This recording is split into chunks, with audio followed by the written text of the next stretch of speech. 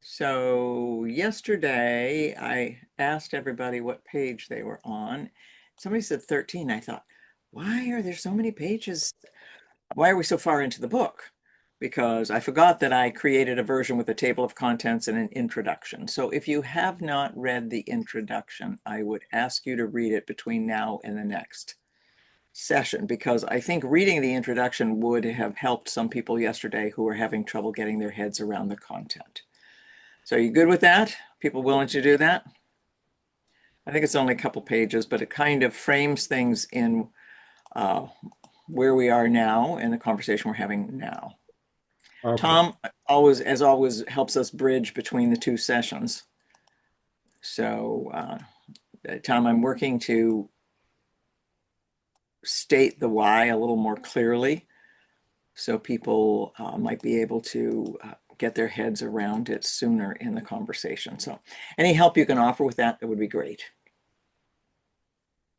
Absolutely. And so this morning, Brian Cloud and I were talking Great. about yesterday's meeting, and um, I had a shortage of words in part because I was numb from the dentist, but also, and so I was afraid people would think I had a stroke or was drinking on the job. Um, but it really struck some nerves for both Brian and I. Around reflection and thinking about our actions or sometimes lack of action as it pertains to the training. And so I, I think it's getting heavier, the content, Hmm. Hmm. or digging a little bit deeper would maybe be a better way to phrase it. And so uh, I would encourage reviewing some of this stuff ahead of the meeting so that I struggled to be as present as I could have been because I was processing so much. Okay, that's a great recommendation. There's two recommendations I'd like to put together. One is to read it ahead of time. And then the second one is there's a worksheet at the end of each module. And unlike the self-assessments that we do in previous content, this one requires you to think about it. And it's something for you to do after the session and before your one-on-one. So we can talk about what comes up for you. Because there may be some things that you don't want to share at the group level until you've had a chance to process them yourself. So knowing how many C's we have, that would make sense to me. Ken, you're looking frustrated. Nope. Getting my bearings here on the binder where we are. Okay. So what page are we actually starting that says Module 1, Why Strong People and Good Intentions Are Not Enough? 13. No? Six? Yes. Six? Page 13. Did I go too far? I have a blank page. Okay, do we have confirmation that it is 13? It I is. have 13. Okay. It says chapter 1 though, not module 1. Not that that's That is, so what happened was I tried to maintain the convention before. Thank you, Katrina. I will fix that. These are all modules. The previous ones were all chapters, and I was trying to make them congruent, and I guess I didn't complete my process. All right, I'm going to lead this, and then I'll ask for volunteers. So let me just kind of set the tone. From integrity as a practice to integrity as the way the business runs. But let me go back first to what we're really talking about. And some of this will really make sense to you, is why good people and strong intentions are not enough. I think Carlos and I had the deepest conversation about it today. Is what we're really saying is in dealership life, we don't always have systems that are comprehensive enough to cover interdepartmental functions or everything that goes on. So what happens is people pick up the slack. They step up, they handle it, and they pick up the slack. And over time, those people get worn out. And then should we lose them, should they leave for all the reasons that people leave, we are left with a huge gap because we never had a process that covered it. So the current one for Stroudsburg is snow removal, right? So you had a way the snow removal was handled with some key players who are no longer with the organization. And then it was decided at the leadership level to hire an outside service to handle this. But there was some insider information that the outside service doesn't seem to have. So there was snow removal, but it wasn't adequate to the safety needs from some people's perceptions. So this is an example of when people step in because the process wasn't strong enough. All right, not any more about that. You may have some thoughts, you may have some opinions. I'm just offering it as a potential example. So part one, we could talk about the toilets. That was another example, and the heating. Focused on human side of work. That's what we did in the last one. It gave leaders and teams language and discipline for moments that usually go wrong. So what do we cover? We covered things like how to speak directly instead of indirectly or in triangles, how to stay curious instead of defensive. That resonated strongly with many of you. How to tell the truth without blowing things up. So where is truthfulness in the relationship to kindness? How to hold people accountable without attacking their work. How to repair damage instead of pretending it didn't happen. The work was essential. Without it, everything else becomes mechanical or punitive. But part one was never meant to carry the full weight of running a business.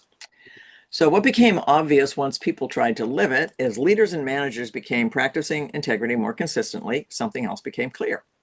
Even with better conversations, better intentions, and stronger personal accountability, the same operational problems kept showing up. Give me a thumbs up if you're aware that in some cases the same operational problems keep showing up. Yeah, that means we don't have a system or process that covers it. Good people are still trying to make it work, but we don't. So managers were still stepping in to fix things late in the day, absorbing issues so customers or senior leaders wouldn't feel them, dealing with the same problems again and again, carrying responsibility that didn't clearly belong to their role. Thumbs up if all of that is in your awareness. People weren't failing. The system was leaning on them. So the system should have handled it. So part one, so the core shift this work is about. Part one, how do I show up with integrity as a leader and team member? So we spent 12, 14 weeks on that. Part two asks, where is integrity being carried by people instead of by how business is structured and run? So dealerships are highly informal. They're like most family-owned business. They kind of grow up around the business and grow in size and scale without growing in sophistication of their systems. I work with a lot of dealerships over the last 40 years, and I've seen a lot of really good people carrying what should be carried by process. So this we're going to make in these modules a shift from personal effort to operational design, from individual responsibility to shared accountability, from fixing problems to preventing them, holding things together to making things hold together. In practical terms, there's a difference between a store that runs good because good people work hard and a store that runs because the structure supports the work. So this actually is the next part of EOS, is looking at our process and systems and how are they working. So what do we mean by integrity in the way the business runs? When we talk about integrity in the second part, we're not talking about ethics in the abstract or even the personal way. We're talking about whether the business is set up so that roles are clear enough that people don't have to guess who's responsible for what.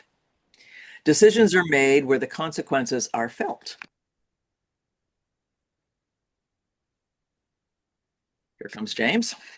Problems surface early instead of being hidden or absorbed. Accountability doesn't depend on personality or tenure. And doing the right thing doesn't require someone to take one for the team. Everybody following so far? Mm-hmm. When integrity lives in the structure, managers don't have to rescue as often. Shall I say that again? When integrity lives in the structure, managers don't have to rescue as often. When it doesn't, the managers become the system's shock absorbers. How many of you have felt like a shock absorber? That you are what is between the event and crisis. All right, so why this is a structural issue, not a people issue. So if I can say this over and over again, this is not about people. Or Tom, as you and I would say, it's about principles, not personalities. Okay, so we want to look at the principles involved, the systems involved, the process involved, not the people, because it's not about the people. So this is not about motivation, morale, attitude, or commitment. By the way, mark up your books, underline, highlight, do everything. It's your binder. And put the notes that make sense to you as you listen to this. Most dealership managers are already invested, conscientious, and caring more than their share. The problem is not effort. The problem is where effort is being required. So when the business depends on people to compensate for unclear roles, overloaded processes, or unowned decisions, the best people quietly pay the price. And I know you're on this call. Over time, that shows up as fatigue, irritation, cynicism, or disengagement. Not because people stopped caring, but because caring became too costly. It just took too much out of you. It's not a character problem, it's a design problem. It's a systems design problem. What this part of the work is designed to address, the second part of the manual focuses on places where structure, systems, and day-to-day reality collide. It looks closely at why managers end up rescuing instead of letting the system work. How certain conversations prevent the same issue from repeating. What happens to decision-making under real pressure. How conflict drains energy when it isn't handled cleanly. Why informal influence shapes behavior more than organizational charts or the accountability chart. And what happens when good people get tired of carrying the load. This is about making the business easier to run without lowering standards. So how to use this part of the manual. This is not a training workbook to complete. It's a working reference for managers who already know the job is hard and want to understand why it feels harder than it should. Use it when the same issues keep coming back. You feel responsible for things you can't fully control. People stop speaking up. Or you notice yourself fixing problems you shouldn't have to fix. I want a thumbs up if you have any of those 4 statements running in your life. Yeah, okay. So this is about you. So where does this chapter lead? This chapter takes everyday realities of dealership management and examines them at the system level. So what are we looking at? Rescuing and overfunctioning. Conversations that reduce friction. My colleague Barry is here. Hello, Barry. Decision under pressure, conflict that doesn't collapse the team, informal power that shapes culture, moral fatigue and cynicism, and finally, how the organization takes responsibility back from individuals. This is not a theory. It happens in real stores, named clearly enough to change how you respond. All right, who would like to talk about what's already been established? Let's have somebody with wonderful, mellifluous reading skills. So many of you qualify. It's all in the book. First 5. Yes, please, Amanda. All right, got it. What has already been established? In the foundational modules of the psychoethical workplace, we established the following core principles as the ethical ground for all workplace practice. The workplace is a field of transformation. What happens here shapes people, not just results. Everyone brings a history. Defensiveness, withdrawal, and reactivity are patterned, not random. Integrity is the bridge between inner work and outer behavior. Good intentions matter, but practice is what makes integrity real. Power is always in the room, especially for those in leadership roles, whether formal or informal. Accountability is love in action. Accountability is not punishment.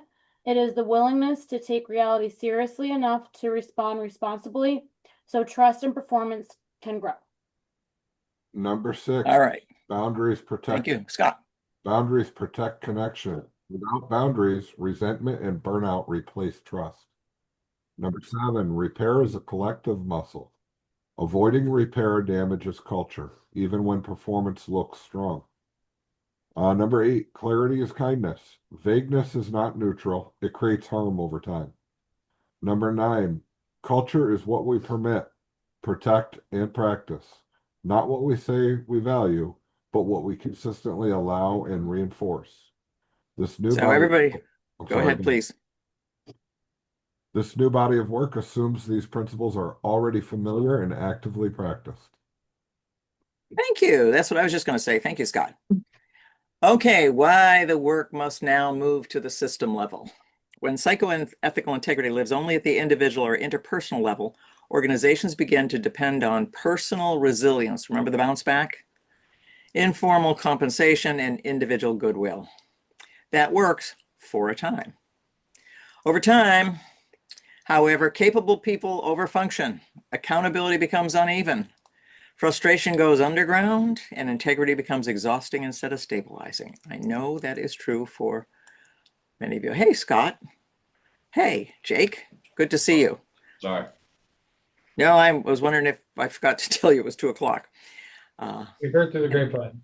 Okay, thank you.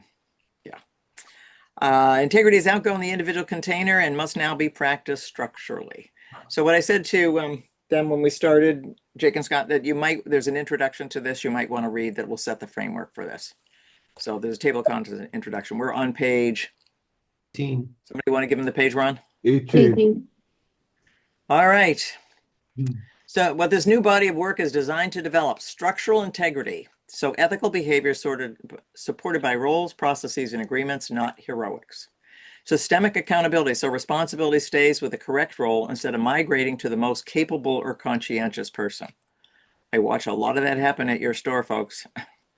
Clean use of power. So authority operates transparently, not through pressure, silence, or rescue. Organizational boundaries and consent. So work moves by agreement rather than urgency or assumption. And collective repair capacity. So break down strength and trust instead of eroding it. This is how integrity becomes sustainable. How this work relates to the operating systems like EOS. What I was just saying is this role-based operating systems such as EOS provide structure, accountability charts, decision rights, defined seats. But they do not provide ethical containment. So without psychoethical discipline, roles are bypassed under pressure. I want a thumbs up if you notice this happening. Roles are bypassed under pressure. Yeah, it's pretty much an epidemic. Decisions drift upward. Got a thumbs up for that. Accountability softens when discomfort appears, and systems rely on rescue instead of the way the system is designed. All right, this work does not replace EOS, it completes it. Brings psychoethical integrity into how the roles are honored, how accountability is practiced, how conversations happen, and how repair happens. It's handled when things go wrong. So now let's visit our vows. I would love somebody to help with that. Tom. Vow 1, I stay curious when I want to defend. Applied here to assumptions about roles, performance, and intent. Vow 2, I speak directly in triangles. Applied here to accountability, feedback, and decision-making. Vow 3, I tell the truth with care. Applied here to naming system strain, not just interpersonal issues. Vow 4, I separate behavior from worth. Applied here so accountability strengthens dignity rather than threatening it. Vow 5, I choose repair over righteousness. Applied here so breakdowns become learning, not lasting damage. Every module that follows deepens one or more of these vows at the organizational level. So what this module is asking of you, module 1 does not ask for change yet. It asks for orientation, specifically a willingness to look at how work actually moves. Openness to seeing patterns without blame.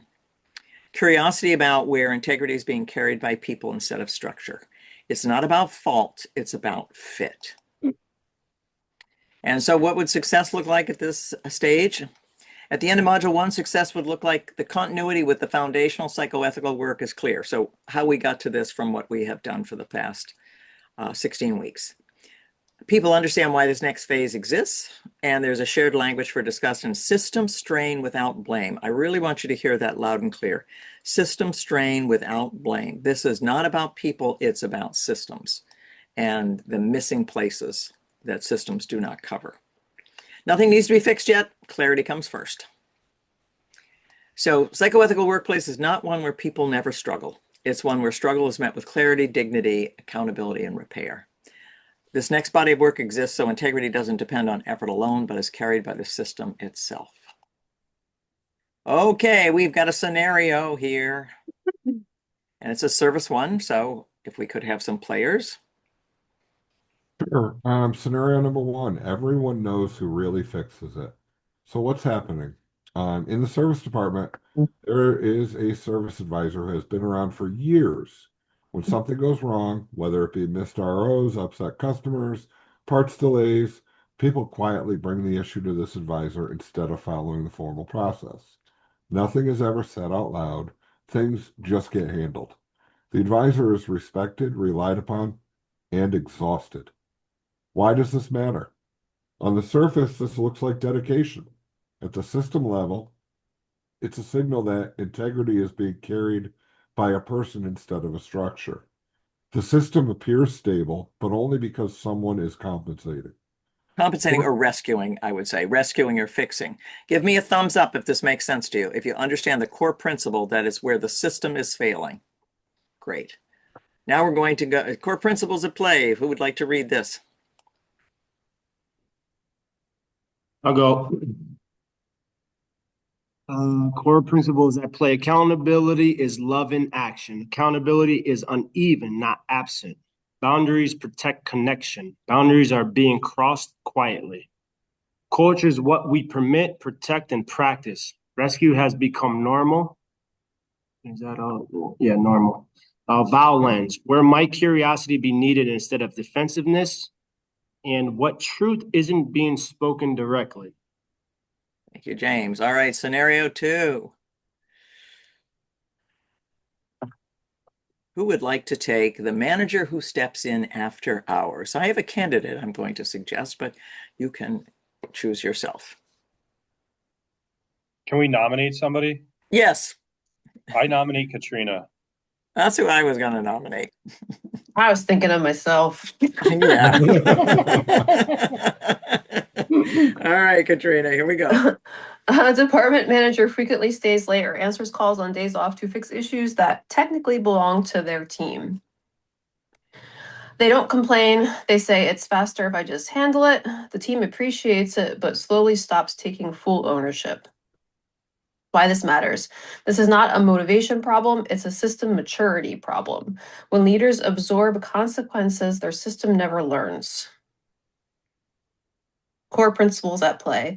Integrity is the bridge between inner work and outer behavior. Good intent isn't enough. Power is always in the room. Leadership behavior teaches the system. Accountability is love in action. Love requires allowing responsibility to stay put. Vowel lens, where might behavior be confused with worth?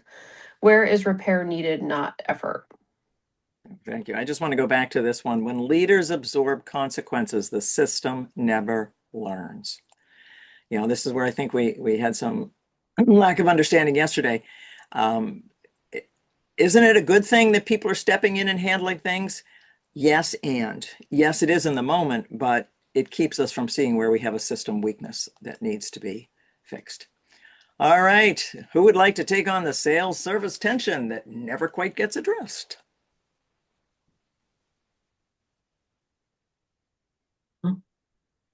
I will. Liking is not required. Just jump in. I will. Mark? Yeah. Okay. Go on. All right. Sales service tension that never quite gets addressed. What's happening? Sales promises quick delivery to close deals. Service struggles to meet those expectations due to staffing and parts constraints.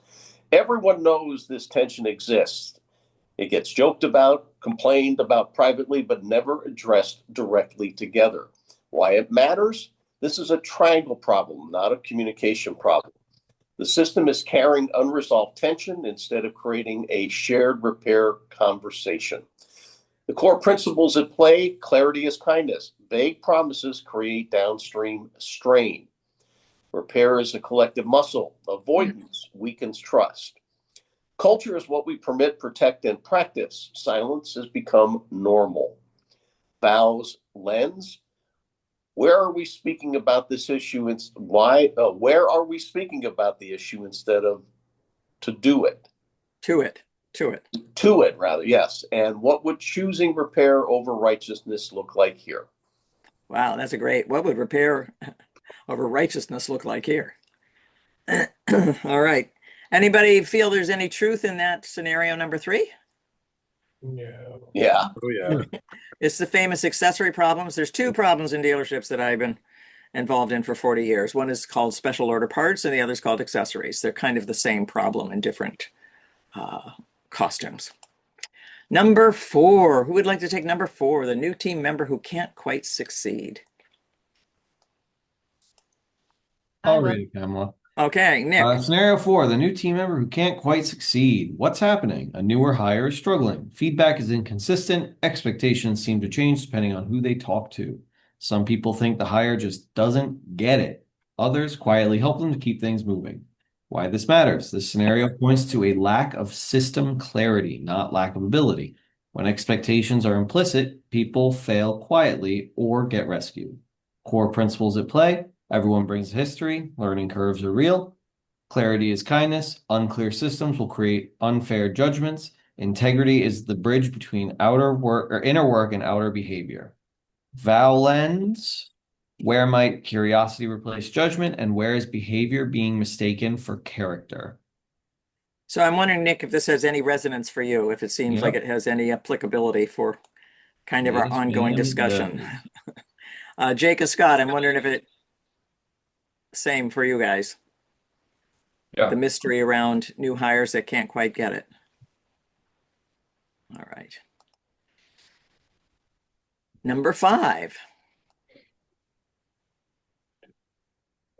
I'll go. Oh, no. Thank you. The meeting that ends, but nothing really changes. What's happening? An issue is raised in a meeting. There's discussion, people nod, the meeting ends. Later, people revert to doing what they've always done. The issue comes back weeks later. Why this matters? This is a sign that integrity is not yet structural. Conversation occurred, but no system container held it. Core principles at play. Culture is what we permit, protect, and practice. Accountability is love in action. Follow through matters. Repair is a collective muscle. Unresolved issues repeat. Val lens. What truth wasn't fully named? What repair or clarity was missing? All right, thank you. I had a thought and it just went away. Oh, if this is going on in your L10, the structure of your L10 is not strong enough, particularly around IDS. So heads up on that, Jake, Scott, and for our fixed ops team at Stroudsburg.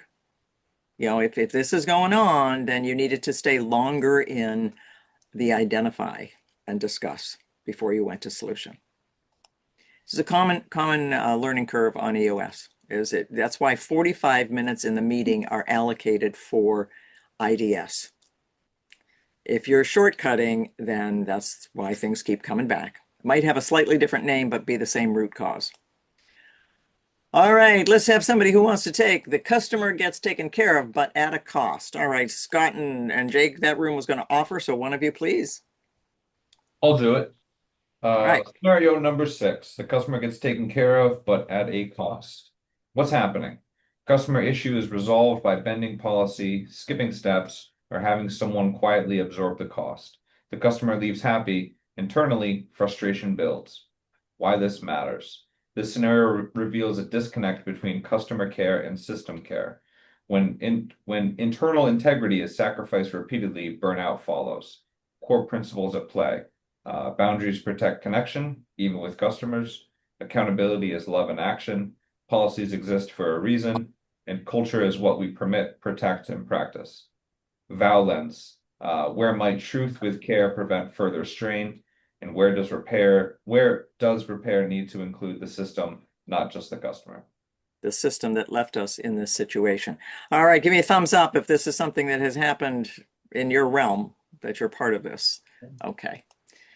So we're going to do a pulse check. So we have 2 different kinds of things that we do in these modules. One is a pulse check, which is kind of short, and we're going to do real time like we did with some of our self-assessments, and then we're going to go to worksheets. So let's start with the pulse. And what I'd like is you to think about, some people take multiple focuses. Your specific area, the dealership as a whole, you know, you can make that up. But what we're asking you is to, around clarity and containment, circle the statement that feels closest to your experience right now. Roles and expectations feel mostly clear. Some roles feel clear, others depend on people stepping in. Roles exist on paper, but work moves differently under pressure. Core principle, clarity is kindness. So select the one that you think most describes your current work environment. Number 2, accountability. Which statement best fits? Accountability feels fair and consistent. Accountability depends on who's involved. Accountability often gets absorbed by the most capable people.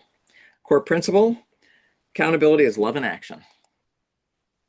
Number 3, boundaries and overfunctioning. What do you notice most often? People mostly stay in their roles.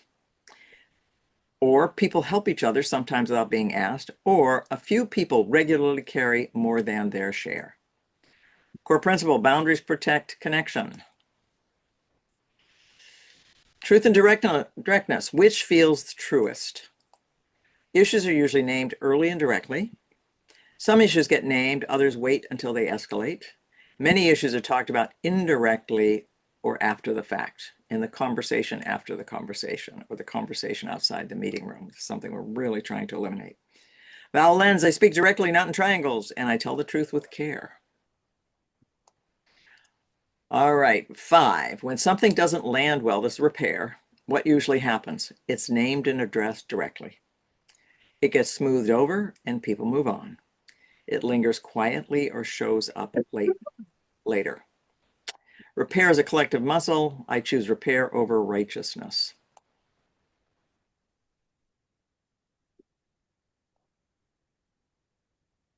Okay, so that's the wrap on that. Let's just have a round where you share something you discovered, and you can choose how much you want to share. Tom, would you like to start, seeing as you went through a round yesterday? Sure. Well, I'm thinking about how I've identified that we have a facilities management challenge in Stroudsburg, as we've experienced with the heat, the snow removal, the toilets backing up, the blah blah blah. And I think about how that is a systems failure, because we were reliant on Daryl, and although I or some may have complained about the effectiveness to which he did his job, we have a systems gap, and we had an over functioning person to fill that. And it has me it also wasn't clear that who Daryl reported to. Just, I'd like to add that. Correct.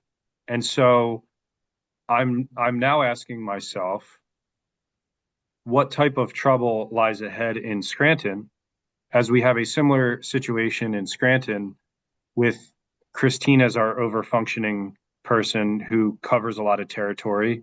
And I'm asking myself, am I seeing a snapshot of what could happen in Scranton if Christine wasn't there? And I'm thinking about, the snow removal that we do have in Scranton, I think does in part rely on asking people to overfunction to cover a gap. Like James. Like James, like Scott Higgins, like Charles Kenyon.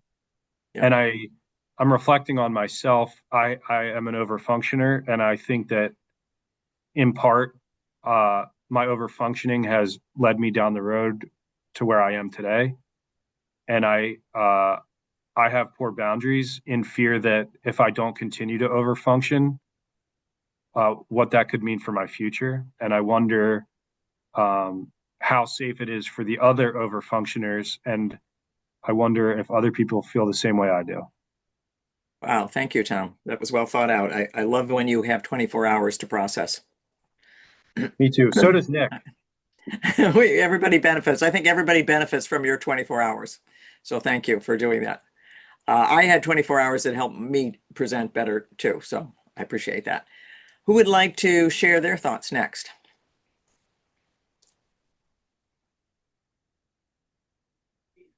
Pamela. Guys, I gotta drive and go to New York, so I need you to.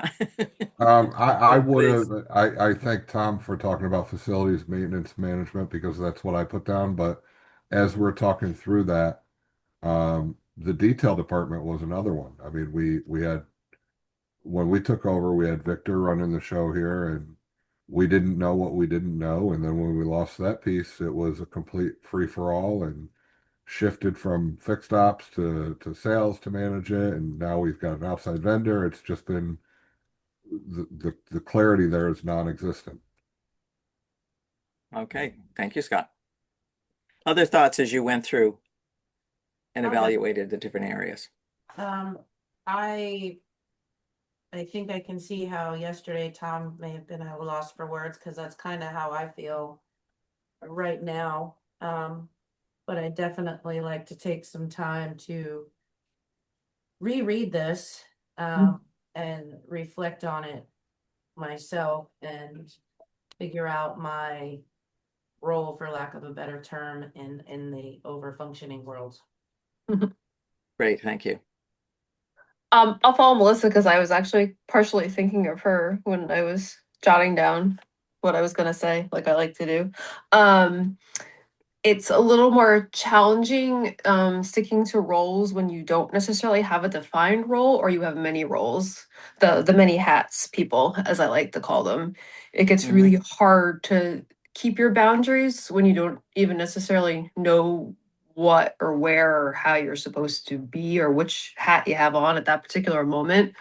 It definitely leads to overfunctioning just because you think you're functioning in, one of the areas you're supposed to be just because of the, how many or how different they span. are. Yeah, the Yes, span. yeah. Okay, thank you. Another thought about it. I'll go. Please. On number 3, boundaries and overfunctioning. Tom did something this morning that I guess kind of goes back to that. It reminds me of the overfunctioning part of it, and I guess this is maybe a clue to him, I guess, getting better. The last time I needed stickers, I sent him a picture, like oil stickers. I sent him a picture of the oil stickers, and I said, hey, can you get me more? Today, I did the same exact thing because he just did it last time. And today, he actually replied back, can you email Christine and then CC me in that email? So I think this is proof that I guess he's learning to not overfunction as much as he normally does. Okay, yeah. And it sounds like we still don't have a good process for stickers. Yep. I'm just passing it off to another overfunctioner. Yeah. So Carlos, I'm thinking L10, I'm thinking IDS. Because there are some other things that fall in that kind of general category. The stickers are what goes on the windshield, right? That tells them when they're next visited and the miles, and it's a commercial for Toyota Scranton. It has the QR code, right? Yeah. Yep. Okay. So that actually is a marketing tool and could be broadly considered a marketing function if we started to think things through. So the larger question, Carlos, is who should be in charge of this? Not just who can we get to get it done. All right, let's hear from somebody else. I'll go. What keeps going through my head, and I know we came in, 10, 15 minutes late, but I remember when we started the L10s and, well, there's a lot of egos in that room. And one of the things Bob always pointed out was that we talk about the problem, not the person. I think what you just went through was, okay, well, the problem's the stickers. What are the stickers? What is blah, blah, blah, and you walked yourself through it. And I think we still get wrapped up in, we start talking about the problem, but then the solution just ends up being which one of you is going to handle it. And we skip the in-between stage, I guess you could say. Make sense? Yeah. Yeah, that's a weak IDS. That is a weak IDS process. That is a non-EOS non-IDS. And so you're basically replicating old practices. I guess I'll piggyback on Scott's there. I thought, yeah, I know I'm kind of going off the book a little bit. But it's a conversation occurred, but no system container held it. Like we make a joke about the bucket that leaks water and you got to patch it so it fills back up. And it's like, well, maybe we just fix the bucket so it never leaks again, or get a different bucket. There's an option there that the bucket may never leak again. Yeah. Interesting. Len brought up the same example. Oh, did it? Yeah. Yesterday. Yeah. Well, I think that's your metaphor for something that's very real that everybody gets. And I know a lot of places with buckets that are patched and leaking and being refilled all the time. So it's a time-honored way. I think it might even have something biblical about it. So it's been around a while. Thank you. Who's next? I'll go next. For me, The statement that feels closest to my experience right now and their clarity and containment will be some roles feel clear, others depend on people stepping in. Okay. You certainly have had a lot of involvement. Scott was talking about detail and all the different ways that that has been reshaped over the years. Another bucket that had holes in it. Thank you. Welcome. I want to hear from everyone, please. Hello. I'm looking at number 3 and number 4. The number 3 for over functioning, I circled the people mostly stay in their roles, and the number 4 for truth and directness, I circled some issues get named, others wait until they escalate. And I'm thinking about how they could possibly relate to each other in both a negative and a positive fashion. You know, I think some old habits allow us to, you know, stay in our roles, but allow issues to build up a little bit without overstepping a boundary. But when we approach those two in a positive fashion, as if they're working together, you know, they're meant to, you know, hinder that escalation and bring to light with healthy conversations some things that, you know, may have gotten out of hand, like the maintenance and facilities issues and things like that, that we could have been more proactive on. Okay, thank you, Ken. Nick. Okay, go ahead, Amanda. Go ahead, Amanda. You're Thank ready? you. Go. Yep, I'm good. I was just thinking with all the talk with the overfunctioning, I am a huge overfunctioner. Scott's laughing. Something that I've definitely been working on. I don't like to not be doing something. I don't like sitting still. So I feel like I'm just always constantly, whether it's here, not so much here. I've gotten a lot better here, but like outside of here too, just taking on more and more stuff. And just staying busy. So trying to step back from that overfunctioning, because it's okay to take a break and not have to be doing something 24/7. Would definitely help me think clearer and not be so yeah. Thank you. That seems to be going around just like the flu and the COVID. All right, Nick, now you're up. So I actually had a kind of similar thought process to what Ken said, but a different lens. So I was looking at how 4 and 5 go together, truth and directness and repair.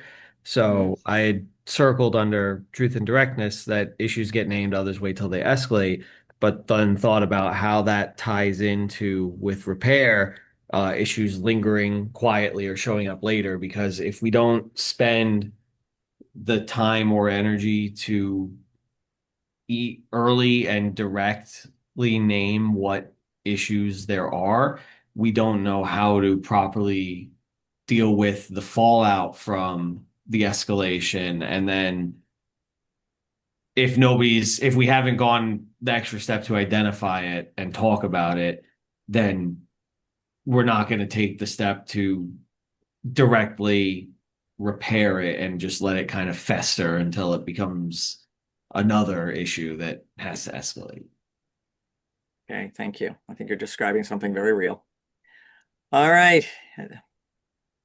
So now we have a self-assessment. I'm going to go through this and highlight your attention. I would like you to think about it between now and your one-on-one next week and bring anything that it surfaces for you. So it's not a test, it's a private reflection tool. So I'd like you to do some private reflection. And, you know, awareness comes before correction. So we're not trying to go to change now. We jump too fast to change. We want clarity first. So I'm going to review them and highlight some things, and you can make some notes as you go along, but this is for you to reflect on. Orientation to the system. Reflect quietly. You might write as much or little as you like. Where does work in this organization feel clear and well contained right now? In terms of roles, decisions, expectations, handoffs. And where does it feel unclear, heavy, or overly dependent on certain people? Where do I notice people, including me, compensating to keep things running? So I'd like you to put some due diligence to this so we can talk about it with some structure next week in our one-on-ones. Core principle, and then in the team training. Core principle and focus. Clarity is kindness. Unclear systems require people to guess, and guessing is exhausting. Amen. Section 2, integrity at the system level. Consider how integrity is currently supported or strained by structure. Where does integrity feel supported by roles, process, or agreements? Where does integrity seem to rely on individual effort, goodwill, or resilience? Where might the system itself be asking people to stretch beyond what is sustainable? Core principle and focus, integrity is the bridge between the inner work and outer behavior. When structure doesn't carry integrity, people must. Everybody got that? If we don't have a good structure, then people are going to have to fill in and be that integrity. Section 3, power, history, and accountability. Reflect on how power and accountability operate day to day. Where do I notice power operating clearly and transparently? Where does power feel unclear, avoided, or concentrated informally? Where does accountability feel fair and stabilizing? Where does it feel personal or uneven? Core principles and focus, power is always in the room. Accountability is love in action. Accountability is meant to strengthen trust, not to create fear or silence. And then section 4, boundaries and repair. Notice how boundaries and repair currently function. Where do boundaries feel clear and protective? Where do boundaries feel blurred and dependent on certain people stepping in? When breakdowns occur, what usually happens next? Repair is named and addressed, things get smoothed over, people move on quietly, tension lingers. Circle what fits most often. Core principles and focus, boundaries protect connection. Repair is a collective muscle. What is repaired does not disappear. What is not repaired does not disappear. It accumulates. And then section 5, workplace vows, system reflection. Vow 1, I stay curious when I want to defend. Where do I notice defensiveness in myself when systems are questioned? I just stepped into that one yesterday. Vow 2, speak directly, not in triangles. Where do issues tend to be talked about rather than to the right people? Vow 3, I tell the truth with care. Where does truth feel safe to speak early? Where does it tend to be delayed?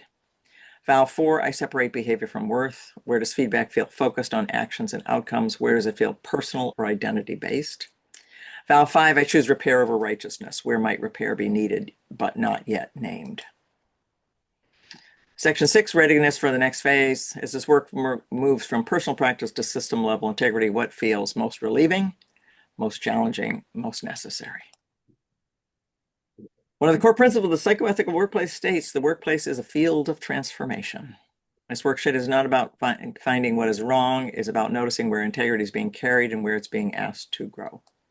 We don't need answers yet, just honest orientation. Okay, everybody. So I just want to do a check-in now on, we're transitioning from very personal and interpersonal focus in our earlier modules and now moving to this systems approach. Where are you with it? How is it landing? This is just a check-in. What are you walking away with? If somebody to say, what did you just talk about? What might you say? Any way you want to frame it. I'll go. Please. Thank you. It's interesting how this comes up today. I've been listening to that book, Unreasonable Hospitality. Mm-hmm. And they actually talked about the same thing that you just said before about how always assume that people try to do the right thing and try to find the failure in the system. So now that we just went over it again, it kind of just reminded me of, normally I'm quick to think that, someone's not doing something because they don't want to, but it might not be them. It might be the system that's actually failing those people. Great. And I know that there's some surface and parts areas that using that approach might get us to some new ways of handling things. Thank you. Who would like to follow Carlos? I would say this is very Toyota-esque. So one time I took apart the rear differential of a Tundra when some corporate guys from Toyota were visiting, and one of the bolts that holds the rear together had backed out and was laying in the bottom of the differential. And I said, oh, somebody's going to get fired over this. And their response was, well, actually, if it comes down to human error, we've set up a system that has failed. And so what they did is took that example back to the factory to look at the system and see where the system failure was rather than a person failure. And I think too often I get caught up in people failures rather than system failures. And I think just as hard as it's been for me to look in the mirror at myself, I think it's hard for me to look at the systems that I've been a part of creating and being humble enough to realize that perhaps there's room for improvement. Great, thank you. That was a nice one too. Now I'm going to circle back. Carlos, does some of what Tom just said make sense to our conversation earlier this morning about Toyota and the system? Yeah. We're going to take it back and say, how could we have left a human to fail in this situation? Yeah. Yeah, thank you. Pamela, Yeah, thanks Tom, for pointing out it very much is the Toyota way. All right, let's hear some other thoughts. Pamela, I think you set us up. The first part was really understanding behaviors in people, and shifting our mindset. And I think it's really prepared us to drill into this. So coming out of today, I don't really have much to share other than, like, wow, I got a lot of work to do. But I think there's a really strong foundation to do that work. And I think it's really set us up to focus on the right way to address the systems. Because in the past, I know I personally would just grab the fire extinguisher and put the fire out. That doesn't solve the problem. Right. So this is really cool. Thank you. Thank you for that perspective.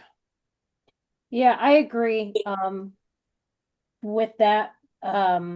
Looking more deeper into, it says, why is the structural issue and not a people issue? Like looking more, taking what we learned in the first part and now putting it into a business aspect. And wait, I just lost my page. What I was going to say. I highlighted what is not repaired does not disappear. It accumulates. I think that's a good, like, even though you could be thinking that you're repairing something and like putting a quick fix or a band-aid on something, it might not be fully. So taking a deeper dive into all of the different aspects of everything. Thank you. I think we all could probably name some household repairs where that had happened. Thank you. I got a lot of light bulbs out. I'm just too short to fix them. Melissa. I'll keep it in the room. I think when it comes to thinking about system failures and human failures, I think blame is a pretty big word for myself to reflect on, and to maybe stop and reflect more to say, is this a system error, or am I just trying to blame somebody, or is this a system error? Great. Yeah, blame is really not helpful. Thank you for naming that. So when I'm working with our people in the first couple of days that they're with us, and we're going through the values that this company puts forward to shape the way we work and what we do, one of the things that I point out to them is that bad news is you are going to make a mistake.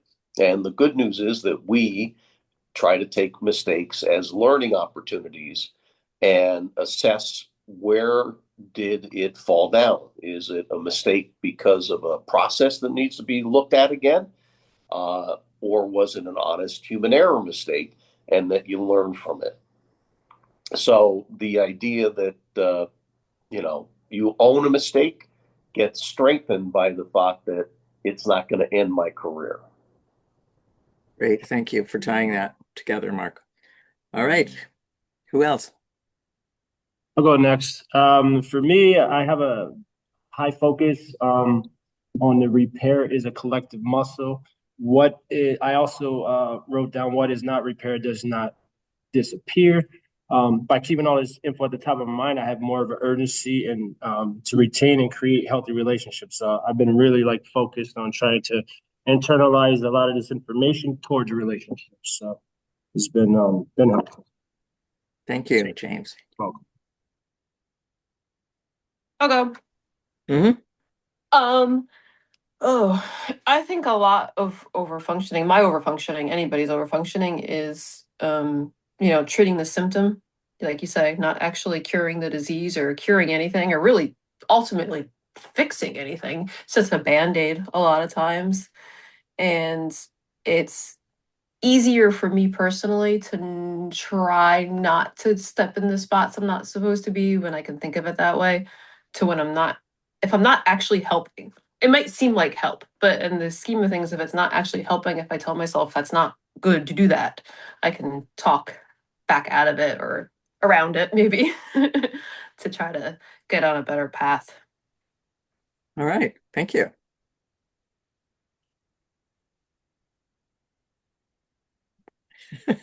Frickin' frack. Wow. We've been called words. You're frick. That's really old. You probably never have heard of it. So they were characters. I don't know, based on how you were asking the question, I kind of was glancing through, we came in late, and then I was thinking like we came in late to the last binder. But it was definitely giving us kind of like a language to use, and we were all on kind of the same page for the most part. But looking at, you know, what we walked into today and kind of glancing through the binder the rest of the way, it's like we've been given a language and whatnot. Now the next step's going to be learning how to actually speak it. Thank you. Nice metaphor.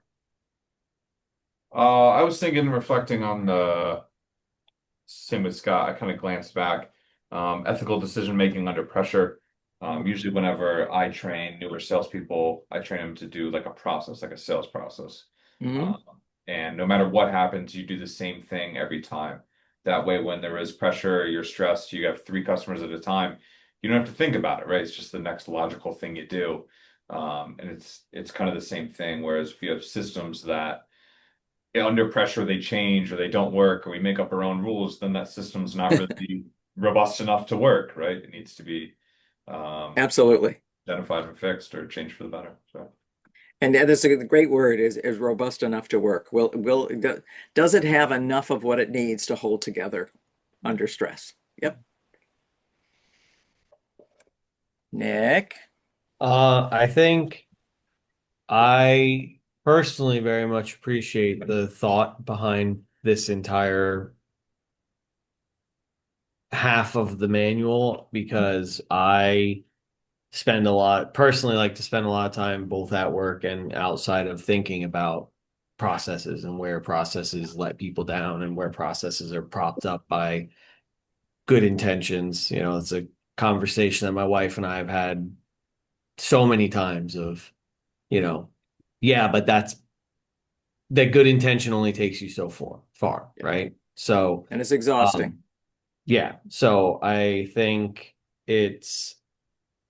I'm very appreciative that this seems like it's going to be giving a better, like Scott said, language to have the conversations in, so it doesn't just sound like, you know, someone being pedantic or being nitpicky about something. It gives me the language to have constructive conversations around this idea of the process and improving it and making sure that we're doing the right things the right ways within the process and the system.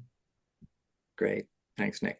Nice to know there's somebody else who spends spare time thinking about systems and process. And I think Carlos is going to be doing a lot of that now that we had I told Nick about the neurons that wire together, fire together. So you can have that conversation with him, because he's on board. So it's a great conversation about how brains learn, and how when you want to learn new things, you can help your brain.